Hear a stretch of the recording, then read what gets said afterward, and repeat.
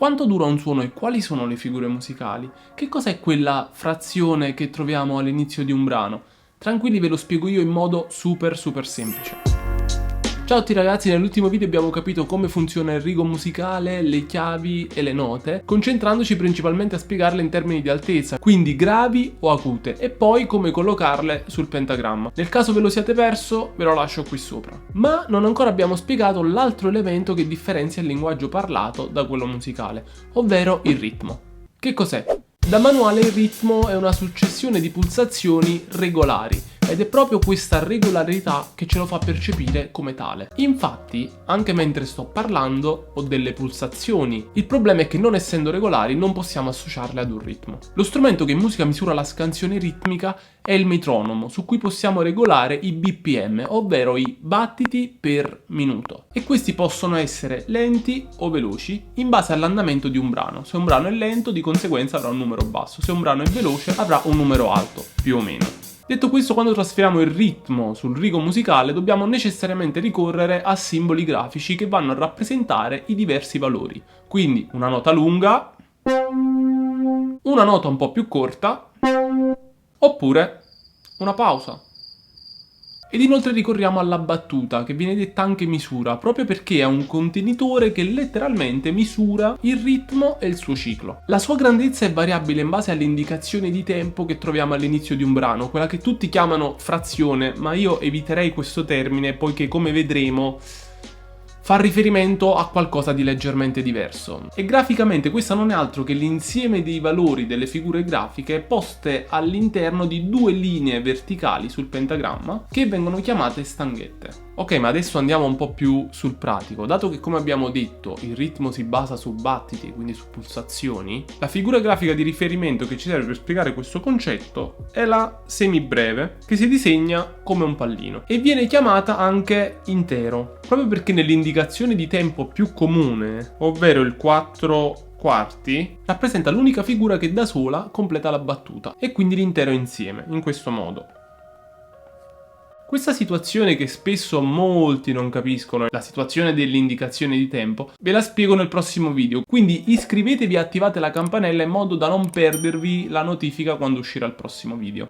Ok, detto questo ragazzi, mi sono preso un po' di tempo per farvi uno schema in cui vi riassumo tutte le figure musicali e vi faccio capire come sono messi in rapporto tra di loro, poiché dalla semibreve, che abbiamo chiamato intero, ci saranno figure sempre più piccole in termini di valore, quindi più brevi in termini di suono, che varranno sempre esattamente la metà della figura precedente. Infatti vi faccio vedere. La semibreve, che abbiamo chiamato anche intero, genera due minime, quindi il nome della figura successiva è minima, va a generare quindi due minime. Dalle due minime dividiamo ancora la figura in due parti, poiché andiamo a creare dei valori sempre più piccoli, e generiamo 4 semiminime, valore successivo. Non è un caso che vengano chiamate semi-minima. Se questa l'avevamo chiamata minima, adesso semi-minima, poiché è esattamente la metà. Andando ancora avanti, dalla semi-minima andiamo a generare esattamente 8, come potete vedere, crome. Quindi la figura successiva avrà il nome di croma. Lo stesso ragionamento può continuare più o meno all'infinito. Che cosa voglio dire? Se andassimo a completare questo schema, da 8 crome possiamo generare 16 semicrome. Da queste 16 semicrome, se continuassimo a dividere, otterremo 32 biscrome. Potremmo ancora andare avanti, ma il concetto è lo stesso. Come potete vedere, il risultato finale che ci esce fuori non è altro che una piramide in cui in alto abbiamo i valori più lunghi e in basso abbiamo valori più corti. Ovviamente ragazzi è importantissimo specificare che queste figure non vengono prese singolarmente ma vengono mixate tra loro. Infatti potremmo trovarci in situazioni del tipo una semiminima, 2 crome, una minima, oppure da sola una semibreve o ancora 2 minime, eccetera eccetera. Questo perché abbiamo detto che la semibreve da sola vale 4 battiti, invece le altre figure hanno bisogno di altre figure per potersi completare, ovvero questa abbiamo detto che vale 1, le crome abbiamo detto che valgono metà più metà, in questo caso insieme formano un altro 1, e poi abbiamo una minima che vale 2. Se adesso noi andiamo a sommare 1 più 1 2 più 2 4, il nostro risultato finale sarà sempre 4. Possiamo mixare tutti questi valori tra loro, l'importante è non superare la grandezza del contenitore che ci viene data dall'indicazione di tempo. Da un primo approccio sicuramente vi starete chiedendo però il senso di queste frazioni, e per spiegarvelo, sarà perché sono napoletano, sarà perché mi piace tanto, userò un esempio con la pizza. Pagina nuova. Facciamo finta di avere questa pizza e associamo questa pizza ad ogni singola figura musicale. Semibreve abbiamo detto 4 quarti oppure intero, infatti 4 pezzi su 4 significa tutta la pizza.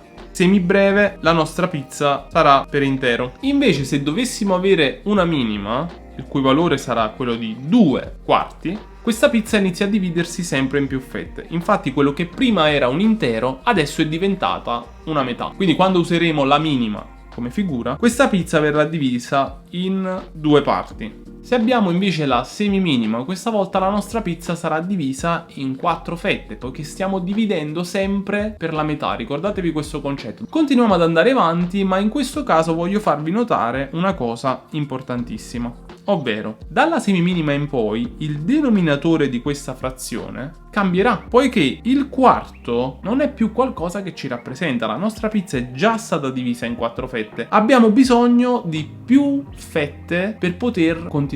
Andiamo a prendere la croma, ha un valore di 1/8. Che cosa significa? Che dividendo ancora questa pizza in ulteriori parti andiamo ad ottenere esattamente 1, 2, 3, 4, 5, 6, 7, 8 fette. Ed è questo il motivo per cui il denominatore della nostra indicazione di tempo è cambiato. Lo stesso ragionamento è se andassimo avanti con la semicroma, ha un denominatore di 1/16. Questo perché? Perché se andassimo ancora a dividere queste fette diviso 2 otterremmo esattamente 16 fette di pizza. Questo discorso può continuare all'infinito.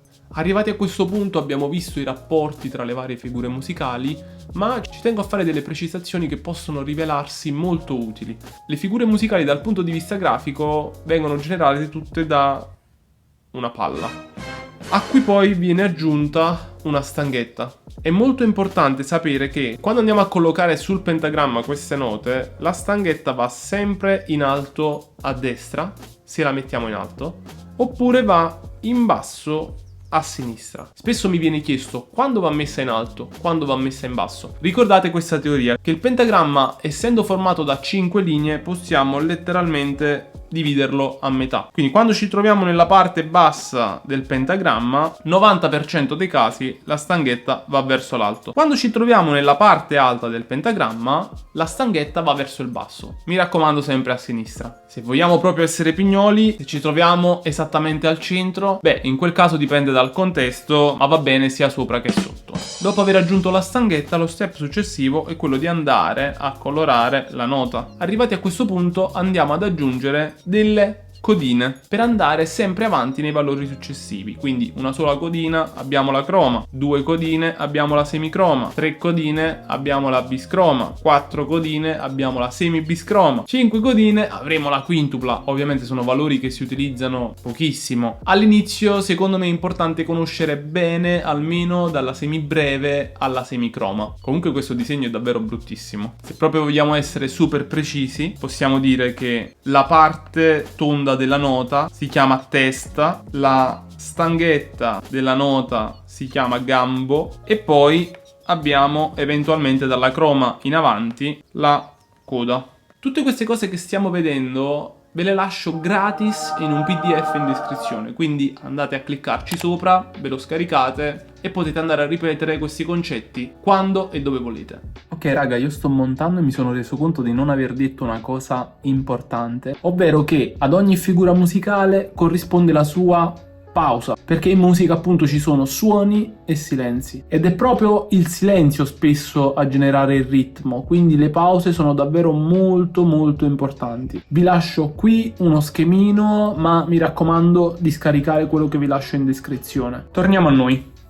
So benissimo che all'inizio è molto confusionale e racchiudere tutto all'interno di un solo video è anche una bella sfida, ma se avete seguito anche il video precedente sicuramente adesso avete le idee chiare abbastanza per sapere come leggere la musica. Nel prossimo video andiamo a vedere come rapportare questi valori con le indicazioni di tempo poste all'inizio di un brano. Quindi mi raccomando, iscrivetevi al canale, attivate la campanella e se non vi è chiaro qualcosa di questo video lasciate un commento che mi fa piacere potervi aiutare. Non mi resta che salutarvi, noi ci vediamo nel prossimo video. Ciao!